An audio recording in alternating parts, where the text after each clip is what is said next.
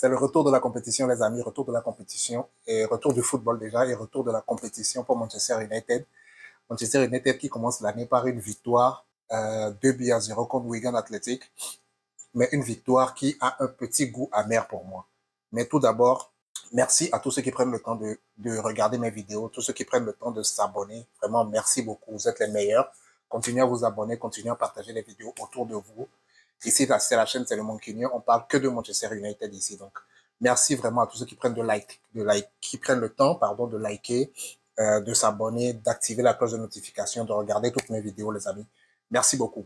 Pour les commentaires également, merci beaucoup. Ça permet de référencer la chaîne, ça permet de faire grossir la communauté, les amis. Donc, créer une grosse communauté ici. Merci beaucoup, les amis. Manchester United contre Wigan Athletic au stade de Wigan, au DW Stadium. Et comme je le disais d'entrée, cette victoire a un petit goût amer pour moi parce que de 1, Wigan, c'est un club de 3e division. C'est un club de 3e division en Angleterre. Et de 2, Manchester United a aligné son équipe type. Manchester United a aligné une équipe type. C'est-à-dire que cette équipe, ça aurait pu être la même équipe qui va jouer un City, qui va jouer un Tottenham, qui va certainement jouer Tottenham la semaine prochaine ou ce week-end. Oui, c'est ce week-end. Qui va certainement jouer Tottenham dans quelques jours. C'est la même équipe qui pourrait certainement jouer contre un Liverpool, contre un Arsenal, contre les gros. C'est la même équipe qui a été alignée d'entrée de jeu contre un club de 3e division en Angleterre. Ça démontre vraiment à quel point United est malade, à quel point United n'a pas de profondeur de banc et ça va encore plus s'aggraver à cause des départs de Hannibal, Amrabat, Onana pour la CAN. Ça va encore plus s'aggraver, les amis. Et cette victoire a vraiment un goût amer pour moi parce que déjà, le match était très nuancé. Pour moi, le match était très nuancé parce que il y avait beaucoup d'erreurs techniques, on joue quand même contre un club de 3e division. Je le rappelle pour qu'on sache à quel point Manchester United est malade. On joue quand même contre un club de 3e division, pardon, un club qui oscille entre la 2e et la 3e division depuis une dizaine d'années maintenant. Et on n'arrive pas à concrétiser les actions. On n'arrive pas à bien jouer offensivement. On arrive à perdre énormément de ballons, à rater énormément de buts. On n'arrive pas à conclure. Il a fallu un but d'un défenseur, Diogo Dalot, et un but sur penalty pour nous sortir d'action. United a eu la possession de balle. Je l'accepte. C'est vrai. United s'est créé le plus d'occasions. C'est vrai. Mais dans le jeu, les amis, c'était insipide. C'était vide de sens. Il n'y avait rien à ressortir. Si, quand même. Il y avait 2-3 choses à ressortir. Kobe Mainoo qui était encore magistral aujourd'hui. Marcus Rashford qui a fait du Marcus Rashford, paresseux sur son aile, qui n'a pas très bien fait les replis défensifs, qui a joué individuel. En tout cas, il a fait du Marcus Rashford. Tout ce qu'on lui déteste depuis le début de cette saison, il n'a fait que ça durant ce match. Garnacho qui a encore été exceptionnel, qui a créé des actions, qui est parti provoquer, qui a dribblé, qui a fait des frappes, qui a essayé des choses, qui a tenté des choses ou quoi. Lui aussi, il a fait du Garnacho. Quelques petits trucs qu'on a notés. Il n'y a pas eu beaucoup d'attaques du côté de Wigan, donc défensivement, ça a été plutôt calme défensivement.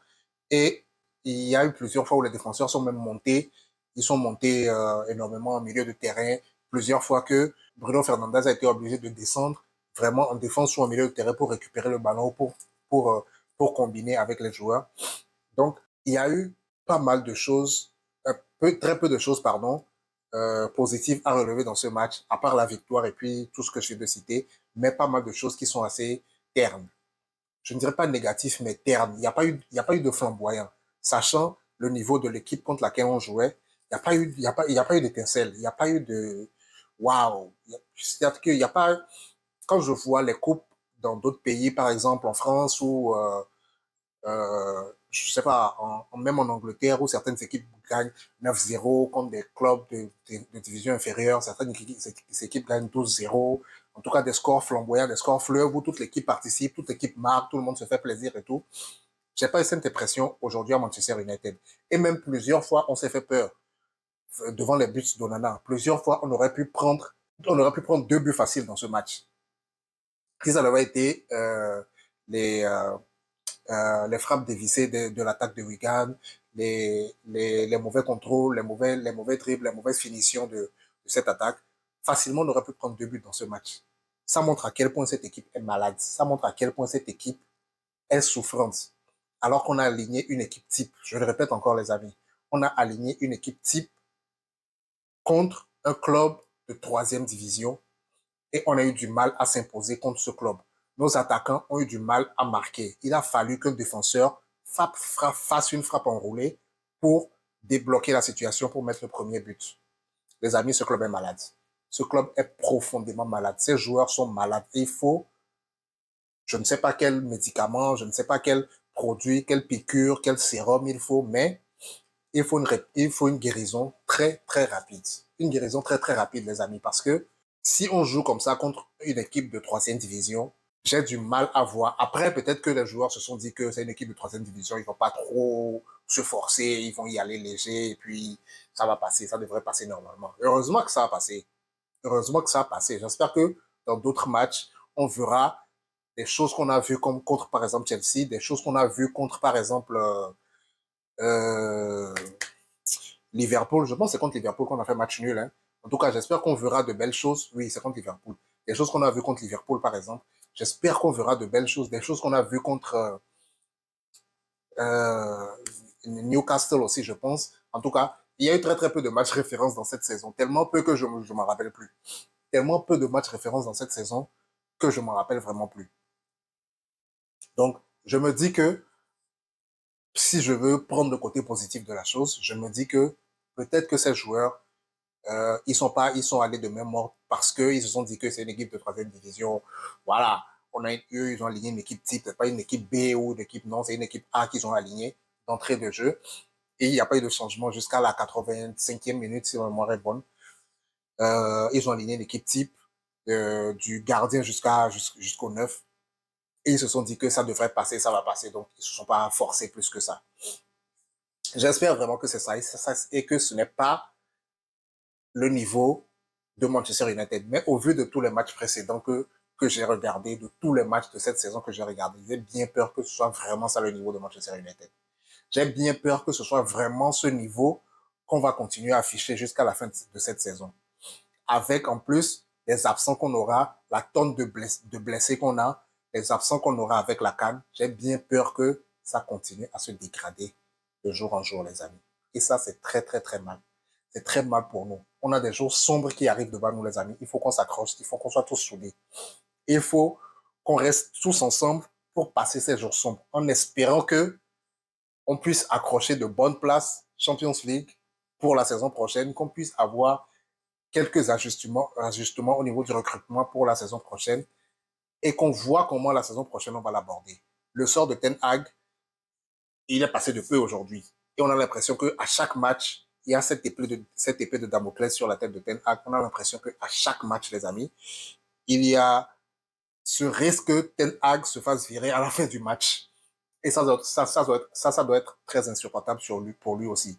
Ça doit être très, très pesant pour lui aussi, également pour l'équipe et pour le coach, pour le staff technique. Ça doit être pesant sur tout le monde. Et j'espère vraiment que, moi, je continue à croire que Ten Hag, c'est l'homme de la situation. Mais il faut, il faut qu'il se passe quelque chose. Rasmus Højlund n'a pas réussi à marquer son but dans ce match. Garnacho n'a pas réussi à marquer son but. Rashford n'a pas réussi à marquer son but. Bruno Fernandes a dû aller chercher un penalty pour marquer son but. C'est alarmant, les amis. C'est alarmant. C'est très, très alarmant ce qui se passe. Et moi, je ne peux plus faire semblant. Je ne peux plus. Je ne peux plus. C'est alarmant ce qui se passe. Contre une équipe de troisième division, c'est alarmant. C'est alarmant. On a vu les mêmes choses qu'on voyait. Un McTominay qui court partout, qui a de la difficulté à garder le ballon dans ses pieds. Un Marcus Rashford qui fait ce qu'il veut sur le terrain, qui ne court pas pour récupérer le ballon. Dès qu'il la perd, ben, il s'arrête et puis il attend qu'on récupère le ballon qu'on lui donne. Un Rasmus Højlund, lui, il commence à m'énerver. Je l'avais déjà dit dans une vidéo, il commence à m'énerver, lui. Un Rasmus Højlund qui ne fait que tomber dès qu'on le pousse un peu. On dirait qu'il n'a pas d'équilibre sur ses jambes. Dès qu'il est un peu bousculé, il tombe. Oh, tu fais un mètre, je sais pas combien, t'es costaud, on nous a dit que t'es solide et tout. Mais ben, montre-le. Montre-le. Même contre des défenseurs de troisième division, t'arrives pas à rester debout. C'est énervant tout ça. Et ça commence à fatiguer. ça commence réellement à moi me fatiguer. Et je suis fatigué, je n'en peux plus de trouver des excuses et tout ça. Je suis fatigué de cette équipe, les amis. Honnêtement, je suis fatigué de cette équipe. Le match que j'ai regardé aujourd'hui, boring. Boring. J'ai pas vu une tête flamboyante contre une équipe faible, contre, j'ai rien vu. J'ai rien vu. J'ai rien vu. Il y a des choses qui ont été tentées. Il y a des choses qui ont, mais tout a été mal fait. Tout a été mal fait. Des contre-attaques mal faites, des relances de ballon mal faites, le jeu au milieu de terrain mal fait. Kobe Meno, McTominay, Bruno Fernandes. Limite, Kobe Meno sort du lot. C'est pas du favoritisme. Vraiment, Kobe Meno aujourd'hui, il a été serein, très calme, il ne s'est pas pressé, il a fait les bonnes choses, il a eu quelques ratés, bien sûr, mais de façon générale, il a très très bien fait les choses, contrairement à un McTominay qui a de la difficulté à garder le ballon dans ses pieds, qui se projette énormément et délaisse le milieu de terrain, qui se projette énormément en avant, qui se prend pour un attaquant, il délaisse complètement le milieu de terrain. Je pense que ce sont les techniques de Ten Hag qui s'est dit que vu qu'il a un peu de chance ces derniers jours, qu'il marque un peu, donc on va en profiter, le faire marquer et tout ça. Donc, il est tout le temps devant, il se projette énormément. Il faut que Bruno Fernandes plutôt revienne au milieu, revienne en défense pour venir chercher le ballon, pour participer à la construction. C'est très mauvais tout ça. C'est vraiment très mauvais tout ça. On sent que Ten Hag bricole, bricole, bricole et bricole tout le temps. Tout le temps, il doit bricoler. Tout le temps, il doit faire avec ce qu'il a. Tout le temps, il doit essayer de colmater les brèches pour essayer d'avoir une équipe assez homogène. Ce n'est pas normal. Les nouveaux propriétaires sont là, Ineos est là, Jim Ratcliffe est là, il y a un nouveau directeur sportif, il y a un nouveau manager à Manchester, pas manager, un nouveau directeur général à Manchester United. Il y a certaines choses qui sont en train de changer petit à petit. Je pense qu'ils vont calmement et simplement laisser passer cette saison. Et à partir du mercato prochain, ils vont commencer à faire de vrais changements. Je pense, en tout cas, logiquement, c'est ce qui devrait être fait. Pardon. Ils ne doivent pas imposer un changement en cours de saison comme ça risque de tout déstabiliser. Il y a de fortes chances que ça risque de tout déstabiliser parce que cette équipe est sur le fil. Cette équipe est sur un fil de rasoir, les amis. Et si on veut commencer à faire des changements maintenant en plein milieu de saison, ça risque de tout casser. Donc, tranquillement, ils installent leurs hommes, ils installent tout ce qu'ils doivent installer au haut niveau administratif et tout ça. Niveau sportif, ils laissent passer la saison. Et vraiment, au mercato, ils préparent le mercato de la meilleure des manières qu'il soit. Ils préparent cette com pour attirer de nombreux joueurs de la meilleure des manières qu'il soit, en espérant que United puisse accrocher des places qualificatives pour la Champions League la saison prochaine, ce qui pourrait attirer encore plus de joueurs, encore plus de potentiel talent. Donc, Ineos, on attend de voir ce qu'ils vont faire. Mais pour l'instant, Ten Hag, à chaque match, il est sur le fil de rasoir. À chaque match, il est stressé. J'aimerais pas du tout pas être à sa place actuellement. J'aimerais pas être à sa place, mais il sait pourquoi il est venu au Manchester United. Et je continue à croire que c'est l'homme de la situation. Il sait ce qu'il fait. Il sait, je suppose qu'il sait où il s'en va. Il y a énormément de blessés, on ne cesse de le rappeler. Il y a énormément de joueurs clés qui sont blessés, qui sont restés blessés pratiquement toute la moitié de la saison. Donc, ça a perturbé tous les plans de Ten Hag, ça a tout perturbé. Il a dû colmater des brèches, il a dû essayer des choses pour créer une équipe homogène. Mais quand même, les joueurs qui sont là, qui jouent, ce ne sont pas des bras cassés. Ce ne sont pas des joueurs qui ne savent pas jouer au ballon. Il y a eu des révélations. J'ai oublié le nom du défenseur là, Kambouele ou Kwambouele, excusez-moi si j'écorche son nom, mais vous savez de qui je parle. On l'a vu durant un match ici, qui était très très bon. Il est rentré aujourd'hui encore une fois. Kobe Meno, la révélation de la saison, très très bon à chaque fois qu'il rentre, un ou deux matchs ou moyen. Mais de façon générale, très très bon à chaque fois qu'il rentre. Donc, on l'a vu ici. Ce sont des choses sur lesquelles Ten Hag peut bâtir. Mais de façon générale, je pense que ce qu'il a prévu durant son mercato, c'est en train de partir en cacahuète. C'est en train de partir en cacahuète. Mason Mount absent depuis je ne sais pas combien de temps. Casemiro absent depuis je ne sais pas combien de temps. Lisandro Martinez absent depuis je ne sais pas combien de temps. Qui d'autre? Rasmus Højlund qui était absent les premiers jours, qui est revenu. Malassia, on ne sait même pas où il est, on ne sait pas ce qu'il devient, on ne sait pas s'il va revenir un jour ou pas. Je veux dire, Luke Shaw qui part, qui revient, il part, il revient, il part, il revient. Je veux dire, je pense que tout son plan est à l'eau. Tout son plan est à l'eau. Tout son plan est à l'eau. Et ces joueurs, ce sont des joueurs clés au milieu du terrain ou en défense. Des joueurs clés qui peuvent, rien qu'à leur présence, changer le cours d'un match. On est d'accord. Eriksen, il va, il revient, il va, il revient, il n'a plus ses jambes. Des fois, il fait des prestations.